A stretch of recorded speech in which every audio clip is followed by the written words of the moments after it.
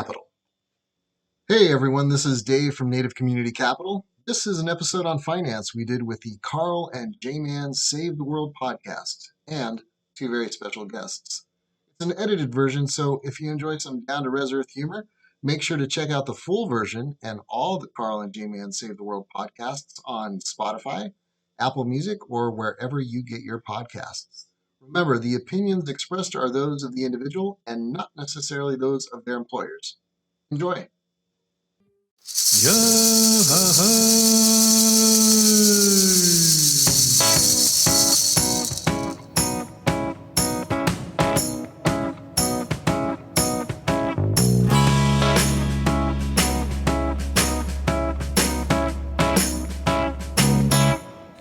You are now listening to the Carl and J-Man Save the World podcast.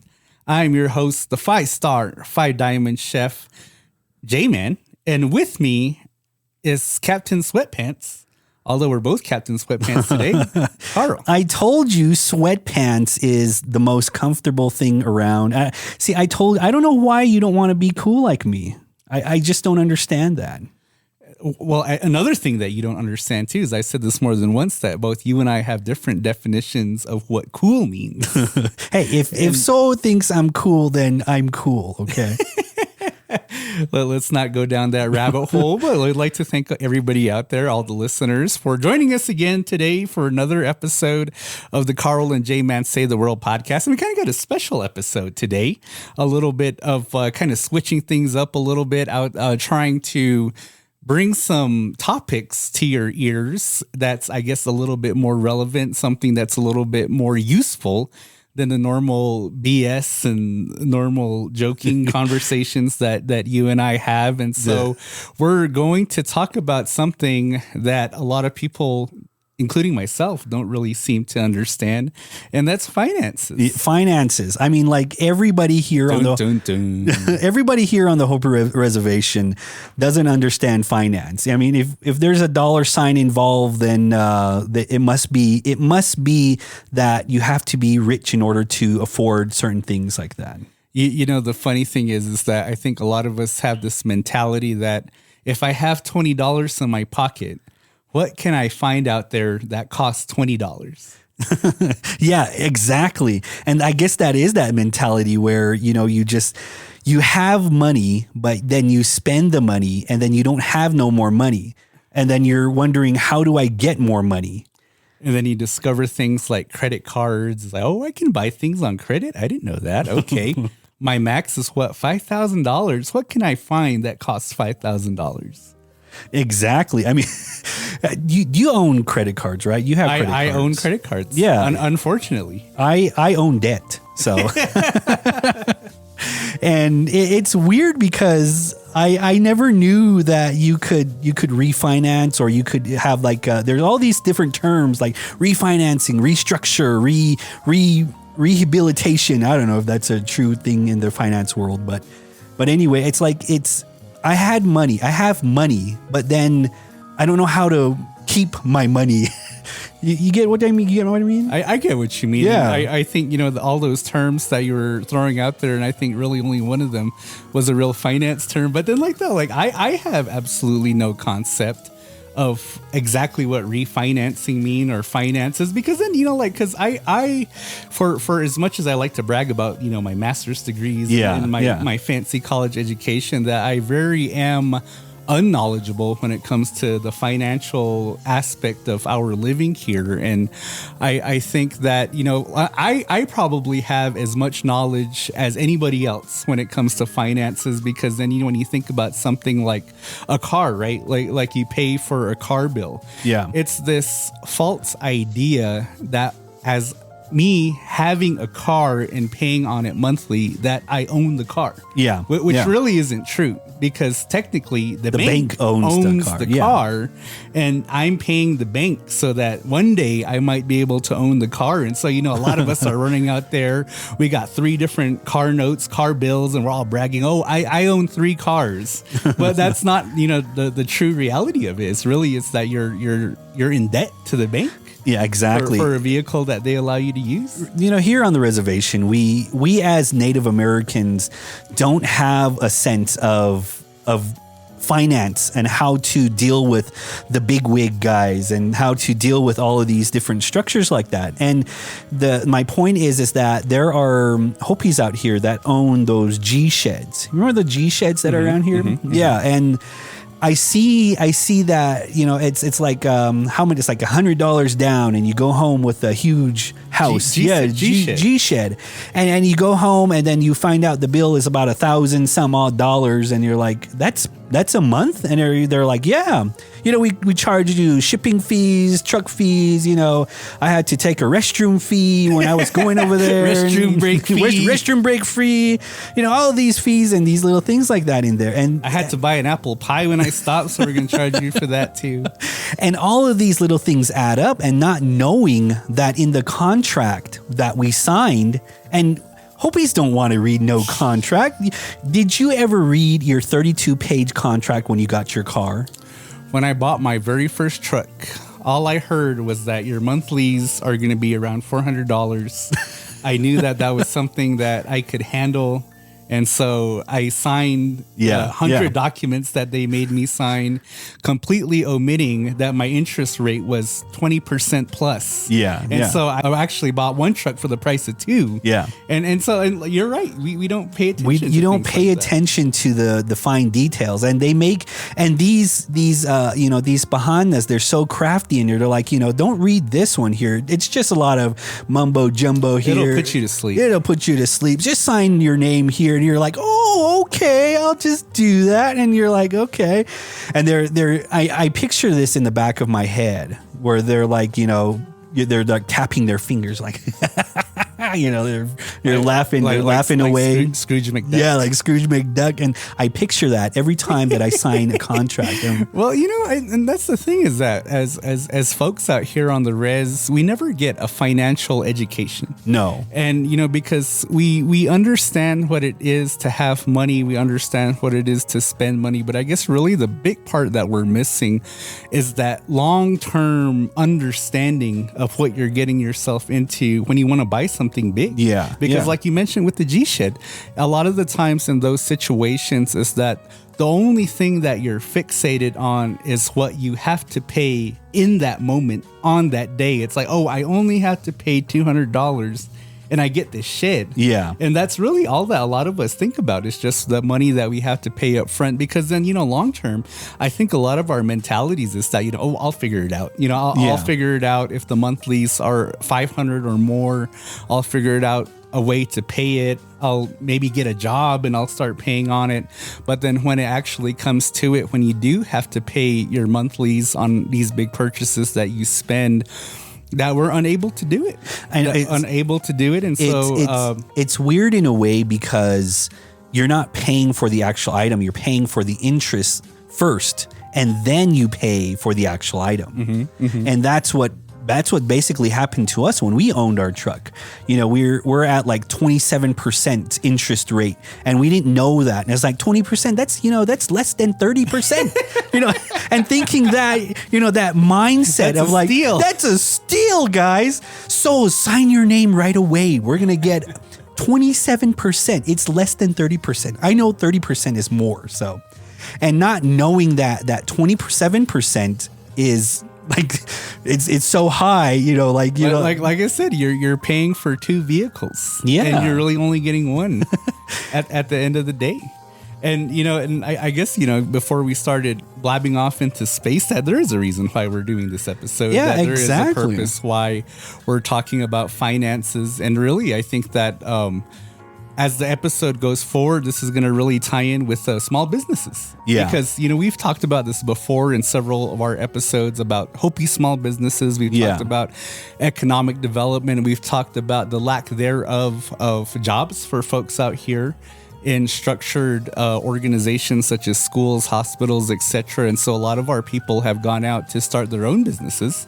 And, in our previous episode that we had with Jennifer Himmel, the owner of Arizona Big Sky Soaps, that we talked a lot about some of the different barriers. But one of the barriers that we didn't talk about in that episode with her was the financial part of starting a small business. Yeah. And so we have some special guests. We have some special guests that are involved with small businesses, guests that understand the finances and, kind of the barbed wire, so to speak, about, the things that we're afraid of. But we definitely want to bring in another individual who has made this episode possible. So I'd like to welcome to the studio here, Dave Castillo. Hey, welcome. Thank you for welcoming me. It's good to be here. I've been looking forward to this. Love your show. So Dave, we definitely like to thank you for the opportunity for making this episode possible. And so if you could just kind of introduce yourself to our listeners and kind of just give some background as to why we're here today talking about finances. Yeah, thanks.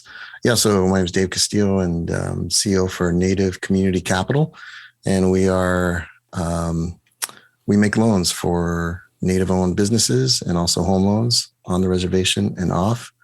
And been doing this for about 12 years. We have an office in Laguna, Pueblo, and we've got an office down here in Arizona where I'm at. And yeah, the reason I asked the guys to help me out and kind of talking about this with the community and everyone who's listened to the show is exactly what you're talking about. There's a lot of fear out there. There's a lot of anxiety. Sometimes I refer to it as the money demon. There's a lot of things we don't talk about, right? And money's one of them, and the thing is we've got a lot of Native entrepreneurs and to run a business, you need money, or at least to be able to run it, and grow it and do well and maybe employ more of your extended family or do interesting things. We just helped finance a commercial mixing machine for a woman who makes oven bread and sells it out of her home, and she caters for her tribe. And she was telling, I don't even remember how many pounds of dough she mixes, but I remember she said, I thought, oh my God, that's a lot of dough. You do that by hand? And she said, yeah, that's why I need the machine, but it's $3,800. And so one of the things that she said is, but I don't think, I said, well, how's your credit? And she said, oh, it's really bad. It's really bad. And she said, well, let's take a look. And we did. And it turns out it wasn't that bad, but she'd never looked at it.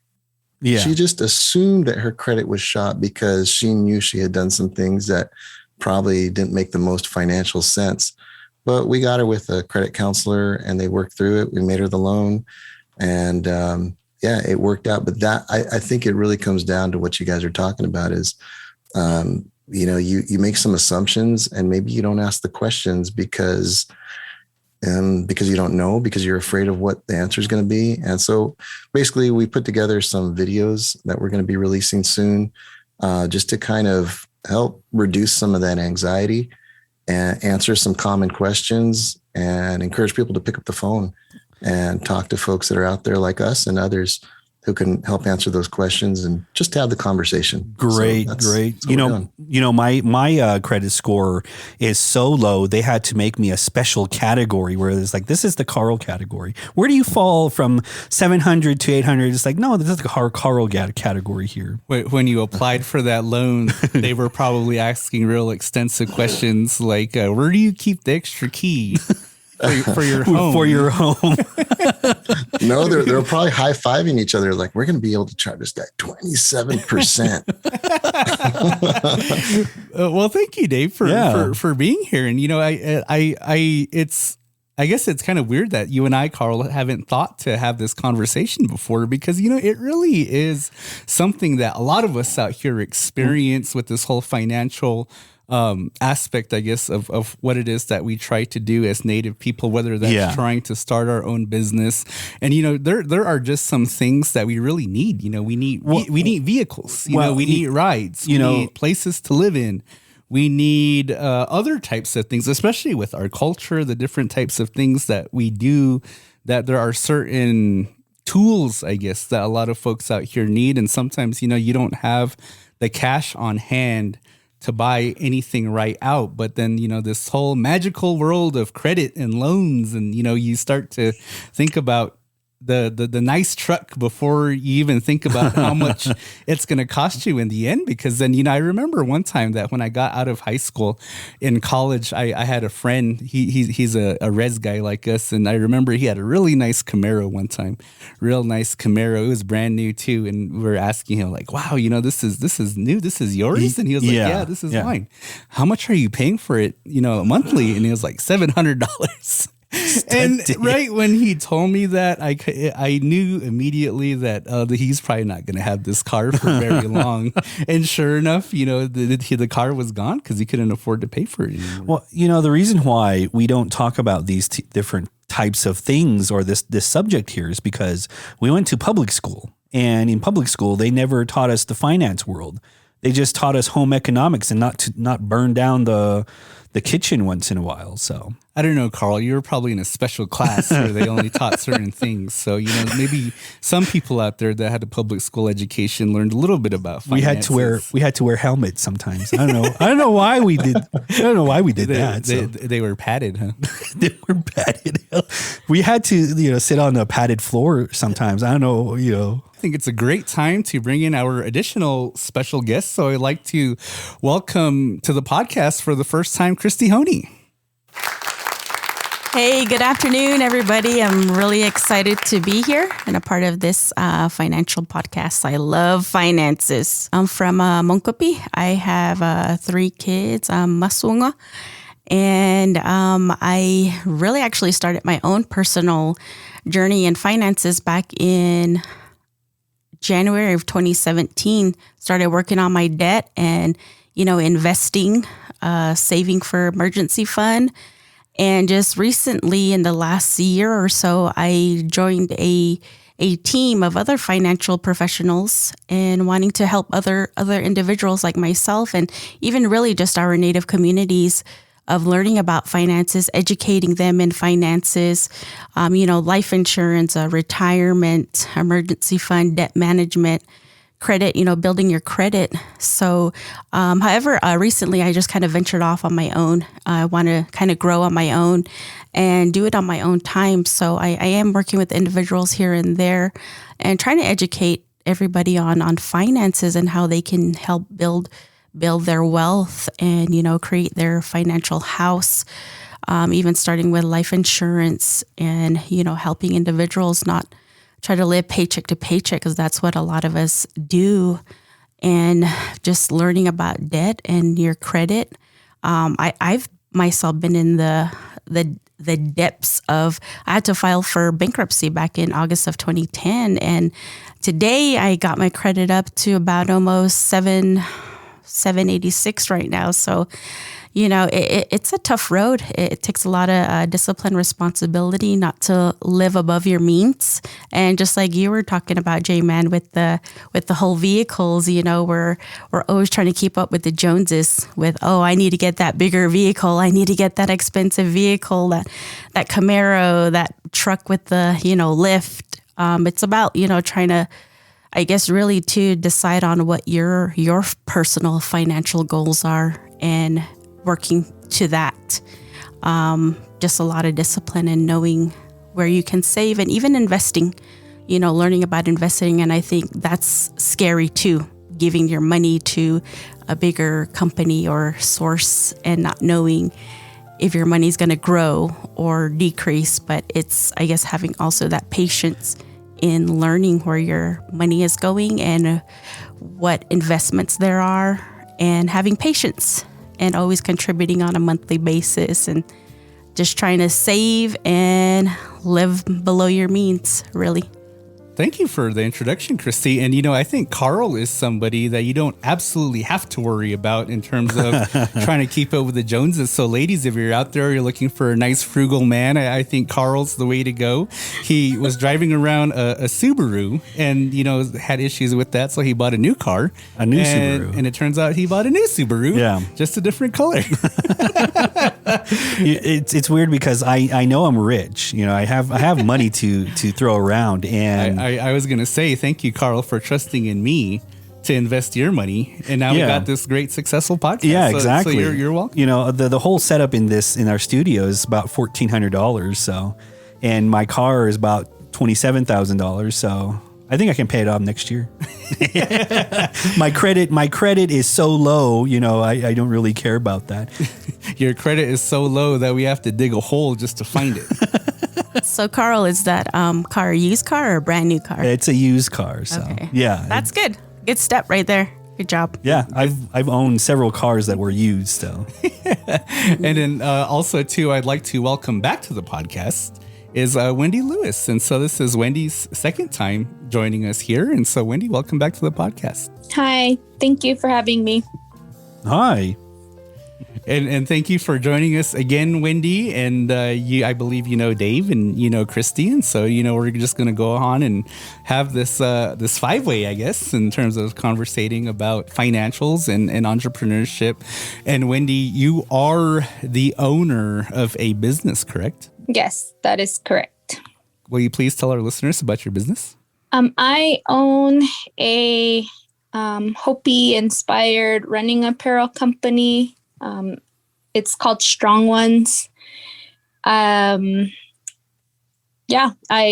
design and even develop apparel and sell it on my online store. I sell it in person, selling and helping in small ways in the community, empowering, fundraising, donating, things like that. So that's correct. Wendy, what influenced you to get your business started? What was the background history of your business? Well, I have run for most of my life. It's been my life since I remember winning the 1 mile Louis Duanima race. That's my first running memory. I was probably like 6 or something. And it just became a part of my life. And it was such a huge part of my life. I believe that a lot of who I am today and what I do and how I think of things, a lot of it, feel that running was a big part of it. So the things that I learned, the discipline, all of those things, they all played a big part in shaping me. And it's just always been something that I always try to find myself to be a part of. I coached at the high school for many years. I started running with friends a lot, and we would talk and we'd be like, because this is what we do. And it's like, it would be cool to have something, when we go, because we would run out of state, we would just do different things. And it'd be cool to have something that reflected us, because there's a lot of why we run is, a part of, our Hopi and our Hopi history and our culture. And so it just slowly started from there. Actually, using the Hohongvit was the original concept. And then I reversed it because I wanted to incorporate other tribes. And then I decided, okay, I just kind of want to, it's a lot of partnership, in terms of trying to incorporate other tribes into it. And I just wanted to focus back on Hopi. So I'm kind of turning it back around. But currently it's known as Strong Ones. And, we're here today. So do you run, J-Man? Do you run currently? You know what? I was just about to ask you that too, Carl. What are some of your fondest? I never run. Running I don't moments? run. I can admit that. I don't run. The last time I ran was when this was last year, and I'll tell this little story here. I went down to my bean field, and I was like, okay, I'm finished, chopping the weeds and everything, and I said I'll go for maybe a little jog around the field there. And then your knees started. And then my knees started cracking, and I'm like, the hell is wrong with me? I'm not even old. And like things hurt when I ran like half a lap, and I got back to the car, I was like out of breath. I'm like, oh my God, is this so? It doesn't look like it, but I used to run in high school, and I also ran collegiately, and so those are my running stories. But I think that this is a conversation that everybody can join in, and so Wendy, if you can share with us what some of maybe the financial barriers were to starting your own business. And I know, Christy, this is probably something that you can also chime in on as well, with your experiences with larger organizations and the finances needed to fuel a larger organization. So Wendy, if you could go ahead and start with this question. Well, I left my job in the summer of 2018 to focus completely on this running apparel company and building it. And I quickly got anxiety and started looking for a part-time job because I had no, income. I was a single mom for many, many years in the early 2000s, and I'm kind of an independent person. And, until, I met my now husband, and, it was different. It was a big decision for me to quit work and not have any sort of income and depend on him 100%. But I did get anxiety, so I did apply for a part-time job. A lot of the things that my money, you think you have all this money saved up, and, I'm like, okay, I have all this money saved up. I'm going to quit. I'm ready. And then, you're on your own with no constant income. I had to purchase inventory. I had to purchase my printing. I have to travel to sell. At that time, I didn't have a website yet. All of these different things, and my money was just flying away. And so I got that part-time job. I relied on my husband to pay for a lot of my things, and to pay for the travel so that I could, to do this and try to make it work.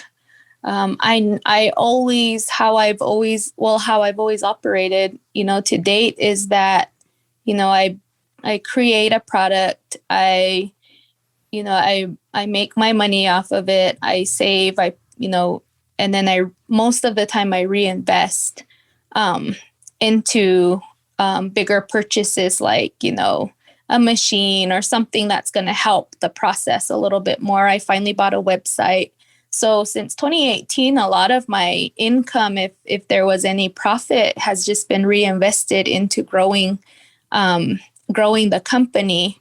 I believe that in 2019 was the first year I actually did file for my taxes for 2019 as a sole proprietor. Strong ones. I finally got a business checking account to keep my finances separate from my personal, and, did the whole tax filing thing that way. And now, it's still a part of it's still under my name. But it's a separate, because I have that separate account set up with the bank. It helps a lot in terms of my growth. So Wendy, on a scale of 1 to 10, how successful is your business from when you started to now? I'd like to say that it's maybe a 7 to probably like a 7. It's not quite where I want it to be. I do have got back into full-time work in the fall of 2019, and that has slowed it down. But it's good when I work on it. I love it. It makes me happy. And, I hope to someday be able to jump off the bridge again, give it another shot and go at it.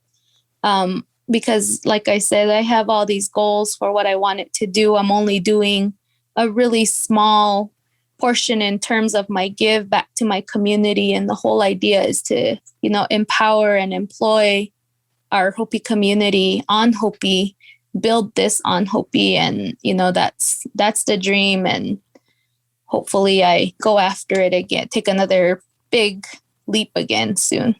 the picture that you drew for us, I think is a really great insight for a small business, because, I think that, for a lot of us out here, when you think about starting a small business, we think, things like building a lemonade stand to where, all you have to do is run to the grocery store, buy lemons, sugar, and water, and then you're up for business. But then, to really build a business, to really brand your business, that there's so much more money that goes into it. You mentioned a website. And then, another thing on our side that we spend a lot of money on for the podcast is marketing, or bringing in individuals that have other types of skill sets that might not be within your immediate household to try to expand. And, Carl and I definitely know about that. We always joke around and we say that we're the we don't get paid around here, and everybody else around here gets paid a lot more money than we do. Yeah. And, and Christy, this is probably something that you could also give some insight on, because then, I think that for a lot of us, when you think about the larger businesses, when you think about the Walmarts, the Targets, that, you go in there and you think that they're making tons of money, which they probably are, but not really understanding what their overhead is, meaning, the money that they're paying employees, money that they're paying for people to drop in their shipments and et cetera. And so, Christy, can you share, I guess at least your understandings of what it costs to run a large thing like that, or even with what your experiences are? Well, right now with my full-time job, I do help manage at least between three to about a little over 3 million. And 3 million, it sounds like a lot of money, but when you first start, the budget goes to salaries, benefits, fringe benefits, that takes a majority of the cost. And then, allocating everything else to your expenses, depending on what your business is, what kids' education, products that you're buying, services that you're maybe outsourcing to other companies. It does take a big portion, and it's learning how to separate and allocate budget the rest of the money that is not going to your employees. So it is a lot of work. And then, just trying to even the portion of recruitment, retention of those employees to make sure that they want to stay with your company. It's a lot of work to try to manage all that money and decide on what's the priority to, number 10 to number 1, or number 1 to number 10. You have to decide on what to allocate to. That makes no sense to me whatsoever. I had no idea what you were talking about, but good for you. Well, if everybody gets paid the minimum wage, then shouldn't we be coming out on top? Yeah.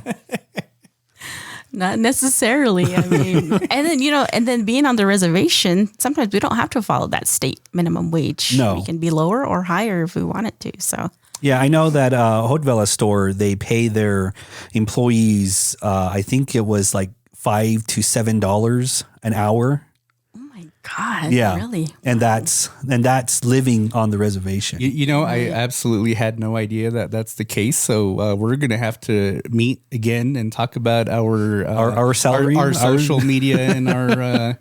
Graphic design salaries. So, our social media and our graphic design person. I'm just kidding, Kelly and Stacey. If you're listening to this, you might be getting a smaller check this month. So, and you can thank Christy for that. Yeah, she refinanced my entire mind.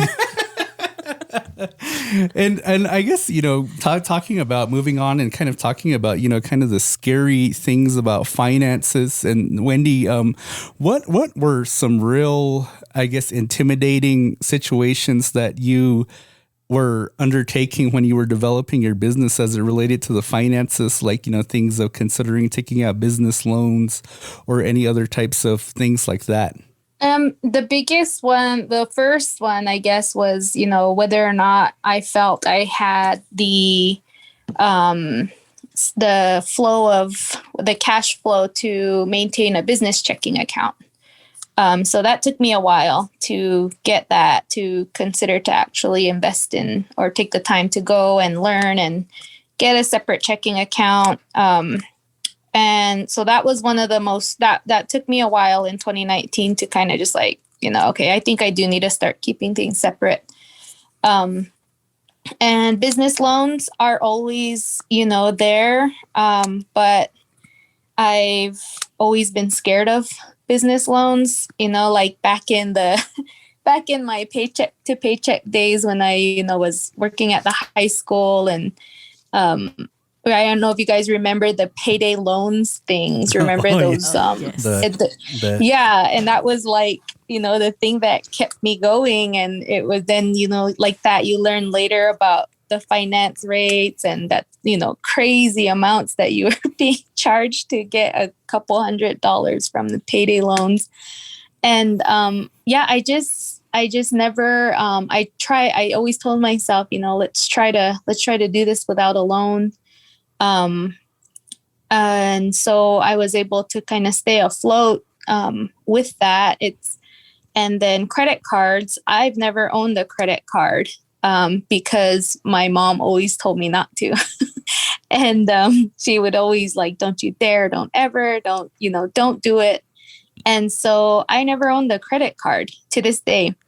And I'm learning now that, I probably can, so I have what they call no credit because they never seen me pay off a credit card. It's crazy. Like it almost benefits you as much as having bad credit to not have any credit.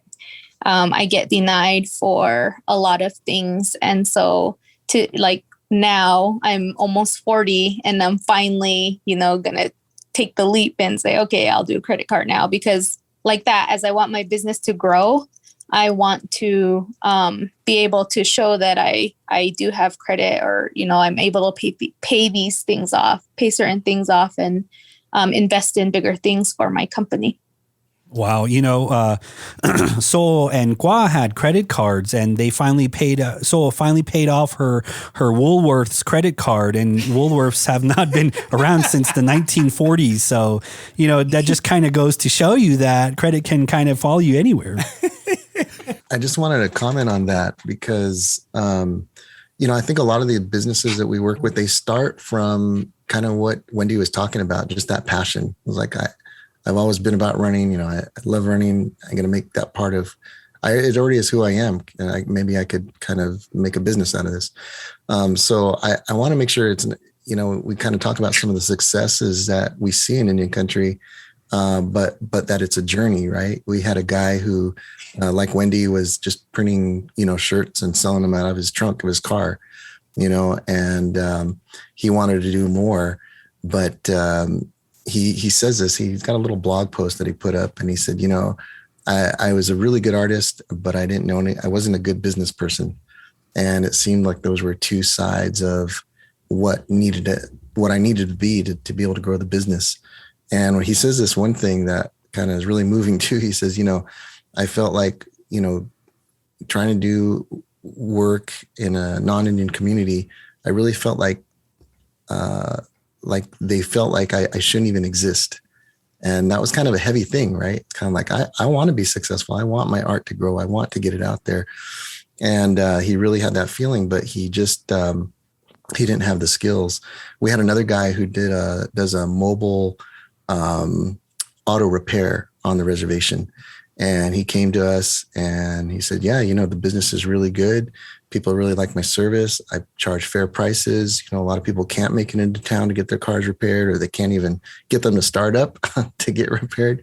So I go to them and we said, great, let's take a look at kind of how you've been managing your finances. And I said, do you have financial statements? Pretty basic question that any lender is going to ask.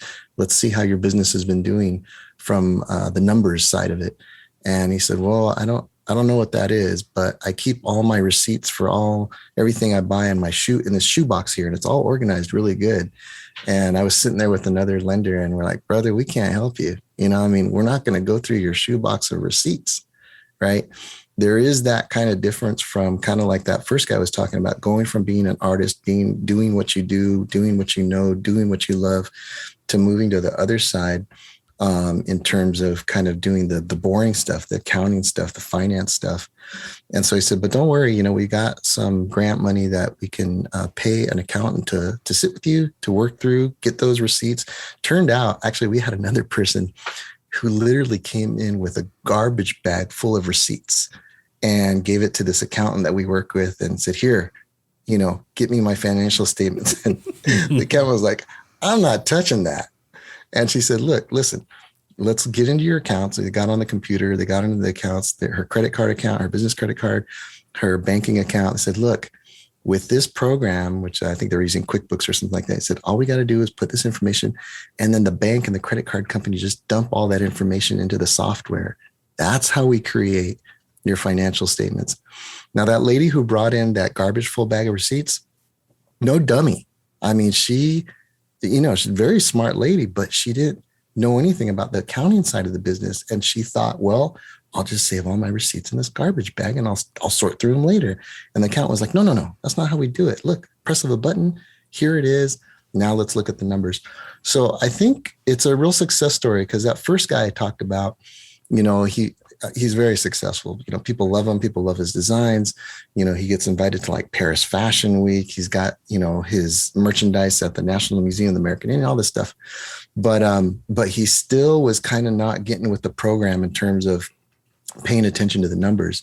Luckily, his brother, who's kind of an engineer, is a partner in the business. And he kind of, had a talk with his little brother and said, hey, let's get serious here. When your accountant tells you put a little bit of money aside to pay for your payroll taxes or whatever, we need to do that. And so he came back from this big trip. He told us about it. He said, man, I got all these events that I'm going to hit.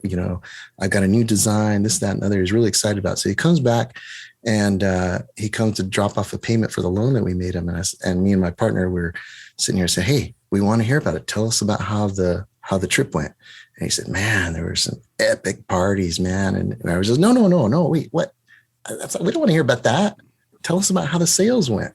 Did the product fly off the shelf like he thought? So again, he still kind of was just kind of like trying to live that life, as a young person, young artist environment and community.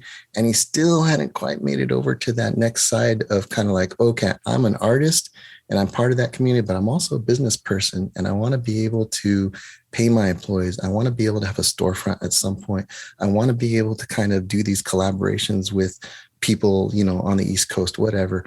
And so, but I say it's a success story because at every step he was kind of like, you could see the light turning on, and it wasn't so much a burden. It wasn't so much kind of like, I got to do this. Because when it turns into that, then it kills the business. I knew another guy who owned a restaurant, and, he said it was the most miserable 2 years of my life. I was there 24 hours. We could never kind of make the rent.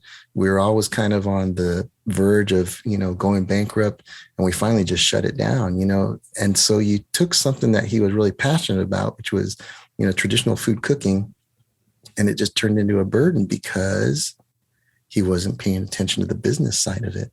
And if he would have just had some help, if he would have just had someone to say, hey, no, you don't got to put all your receipts in a trash bag. Look, just press this button. Let me help you, grow this business. And so that's why I think the people in our room today, that's why they're so valuable. We can do this in a better way instead of going and getting one of those sheds and getting, charged 60% interest, and paying, like you said, you can buy two of those things for the price of one for what you're paying. Maybe you work with a native entrepreneur or a native financial advisor or another native business owner, and they say, no, there's a better way. And we can help each other out. I mean, we come together all the time for all kinds of things. How come we're not coming together around helping each other for supporting our small businesses?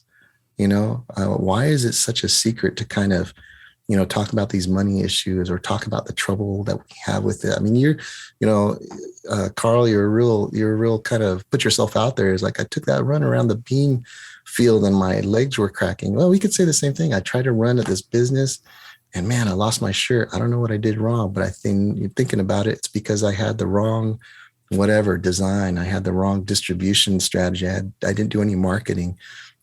My knees were cracking, but then I figured out, man, if I just go back out this again, maybe I'll start a little slower and maybe kind of get someone to help, like the 5-star J-Man here. Maybe he knows something about running. Now, the reason why my knees were cracking, because I had the wrong shoes on. That's why.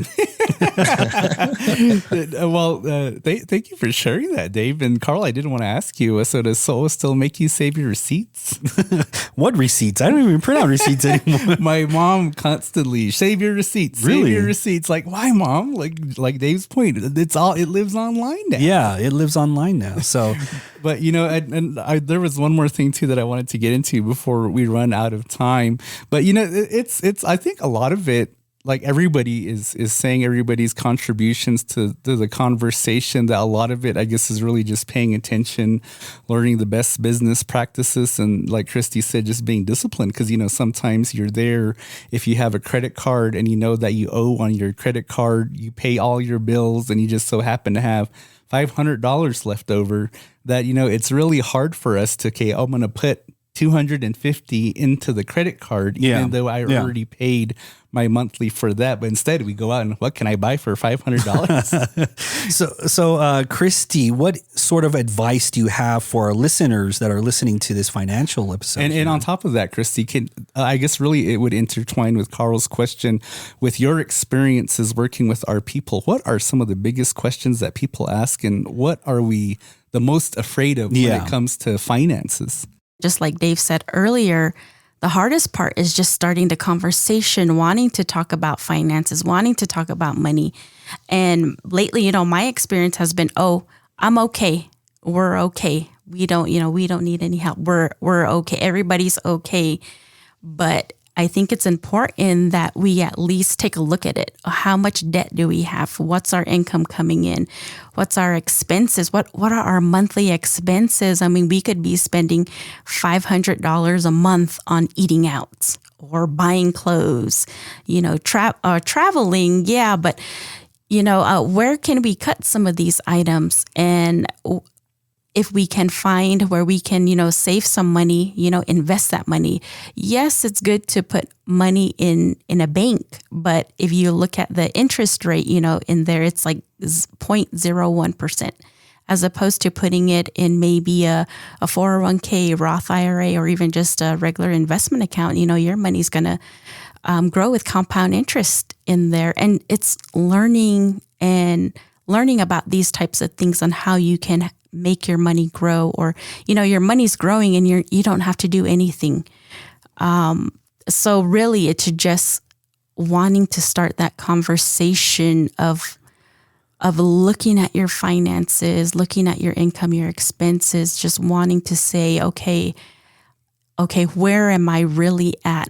Let's take a look at the big picture. And where do you want to go? What are your goals? I know a lot of us depend on Social Security. I'm going to retire and I'll have Social Security. But, for us, Social Security might not even be there. And then what are we going to do? Well, we're going to have to probably work until we're 100 years old. And who wants to do that? So goals. Really, it's just starting that conversation of wanting to take that look at your finances and, asking the right person, asking the right questions.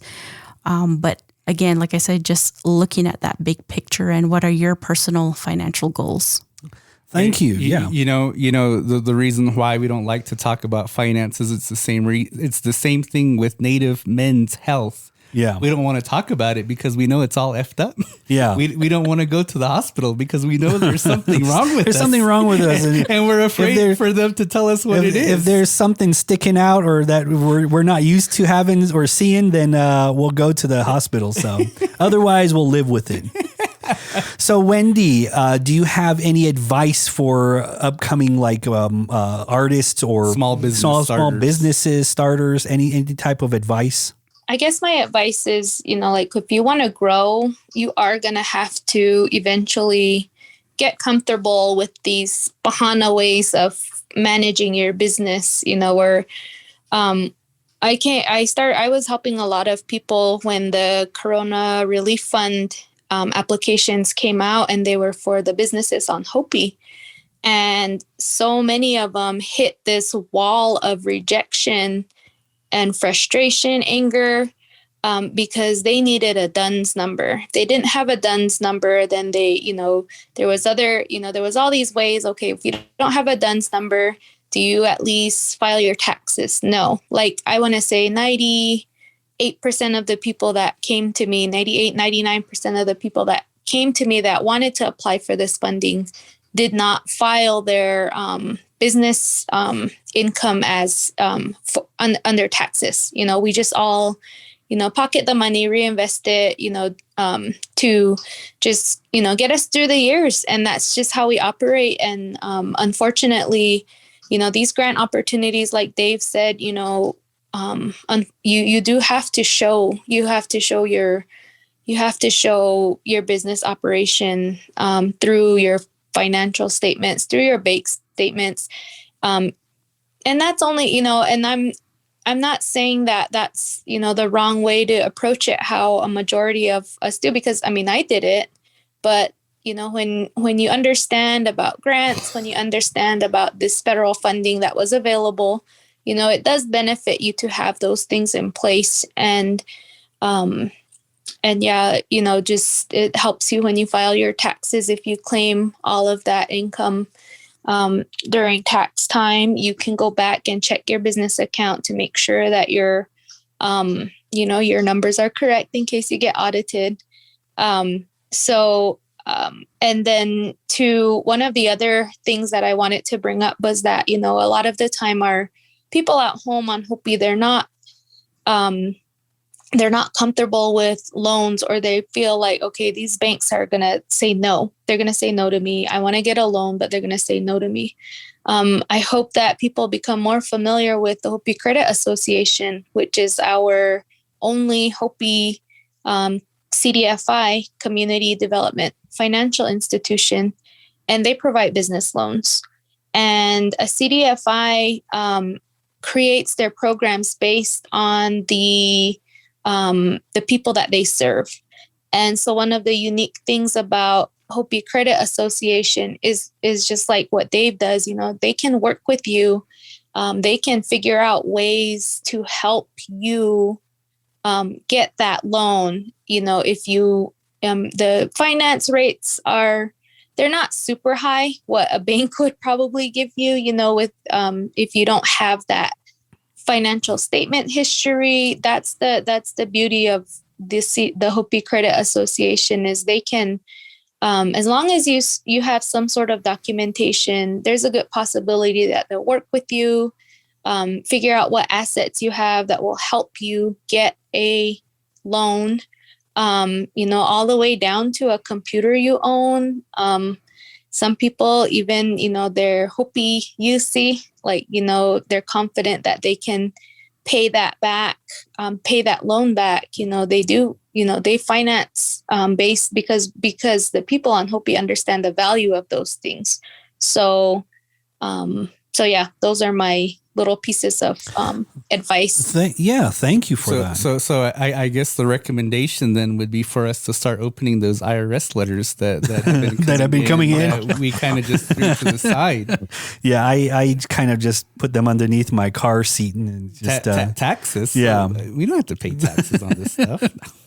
And Dave, any last words from you, from your company, from your end? Any advice that you like to give out to our listeners as well? Yeah. Thanks for that. Yeah.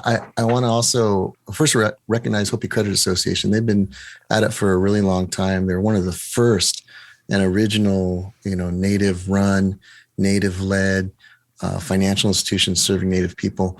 And now there's about 70 of us across the country. So I want to do a little shout out to some other groups that are kind of getting started in this space. Native Women Lead. You got to check them out. They're going to be launching a fund here not too long, specifically for Native women entrepreneurs. And I think they're going to have a forgiveness provision in there too for a portion of the loan once you pay off. They really don't like the 5 C's of credit. They say, we don't want to see your financial statements. We're going to work on the 5 R's. And I don't remember what they all stand for, but it's like, respect, reciprocity. It's all about, really community as opposed to just the bottom line. So Native Women Leaders out there. There's another group called Change Labs. They're helping out in the Tuba City and Moenkopi area. And, the thing about them and this other group called the Native Entrepreneur in Residence Program is there's so much information out there. Everyone's got a smartphone. You could learn this stuff on your own. It strikes me that so many people go online for all kinds of reasons, right? You're looking stuff up, you're following a video series, you know, or you're looking at some naughty stuff, right? People spending a lot of time like online. You know, if you're running a business, if you want a business, there's a lot you can learn online from a lot of different sources, from Native people too. Like I said, from Native Women Lead, Change Labs, Native Entrepreneur in Residence Program. There's just so many resources out there. I just really encourage folks to go out there, either get online or pick up the phone and talk to someone, because it's not just us. There's a lot of new resources out there, especially for Native people. You know, the original entrepreneurs, you know, in terms of kind of providing products or services in a way that isn't really just about how much money I can make, but how can I help the community? How can I put something out there that represents who we are and do it in a way that helps, you know, beautify the world and really help other people. So I think if we want to grow, if we want to do more, there's ways we can go about it, and we don't have to do it, you know, like you say, the Pahana way, right? There are other ways we can do this. And I think the last thing I'll say is, again, really hats off to Hopi Credit Association, because that's kind of the approach they took. They said, we can rely on those banks off the reservation, or we could try to do something for ourselves. And I think that's a good lesson for all of us, especially like Wendy said, you know, these small businesses are trying to make a go of it. You can reach out to another business owner, another Native business owner. It's nice to see tribes also kind of cooperating with each other, you know, and buying Native. So I'm really hopeful for this. You know, check out our video series that we're going to be dropping here on our website, on our YouTube channel, learn a little bit more, pick up the phone. The folks that are in the room here, they're right there on the reservation. You know, you check in with them too. Or like a lot of times what happens is like, hey, they know my in-laws. I don't necessarily want them to know my business. Well, that's okay. You know, there's folks throughout Indian country who you can talk to that will, you know, talk to you as a relative and someone who wants to see you succeed. And so much going on. It's really encouraging. I think now's the time, really. There's a lot of people taking that risk, taking that jump, like Wendy said. And folks like us, like Native Community Capital and our other allies, like I said, are out there to lend a hand. So be encouraged. Let's talk about this stuff. And yeah, let's make something happen for ourselves. Thank you. Thank you so much for that, for the information that all of you guys have given us today, because I had no idea that finance was an interesting topic. I basically avoided it because it was never taught to us in high school or taught to us in grade school. In your special class. And in my special classroom. And you know, even in college, I never learned about that because I went to a drawing school and that was the easiest thing to do. But thank you all for joining us today. We congratulate you on your successes, on your businesses, and you know, giving us this financial advice. We hope that we can bring them back into the studio for something different. And I think we could talk a lot more about you know, part two. Yeah, exactly. You know, and an hour is not enough to talk about finances, but thank you anyway. If you're listening to this on YouTube, don't forget to hit that like and subscribe. And if you're listening to this on Apple Podcasts, don't forget to give us a 5-star review, because you are not 5 stars unless Apple Podcasts says your podcast is 5 stars. All right. Well, thank you again for listening to Carl and J-Man Save the World podcast. My name is Carl, and this is my best friend, J-Man. So long. Quack, quack.